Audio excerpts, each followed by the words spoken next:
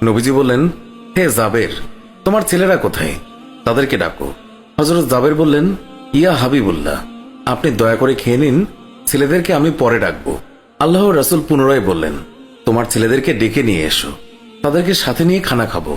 হযরত জাবের ও তার স্ত্রী হাত জোড় করে পুনরায় আরজ করলেন, ইয়া রাসূলুল্লাহ, আপনি খানা খেয়ে নিন, আমরা তাদেরকে ডেকে দিচ্ছি।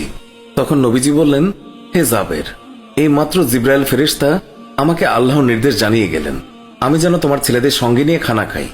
নবীজির এই কথা শুনে হযরত জাবের এবং তার স্ত্রী আর ধৈর্য ধরে রাখতে পারলেন না। তারা চিৎকার করে কেঁদে কেঁদে সমস্ত ঘটনা খুলে বললেন। তখন নবীজি হযরত জাবেরকে বললেন, তোমার ছেলেদের কাছে গিয়ে বলো আল্লাহর নবী তাদেরকে ডাকছেন। হযরত জাবের নবীজির নির্দেশ মোতাবেক ছেলেদের লাশের সামনে গিয়ে তা বললেন।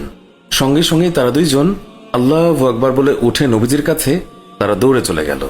অতঃপর নবীজি সাল্লাল্লাহু আলাইহি ওয়াসাল্লাম আল্লাহর নির্দেশ মোতাবেক হযরত জাবেরের দুই সন্তানকে নিয়ে খানা খেলেন।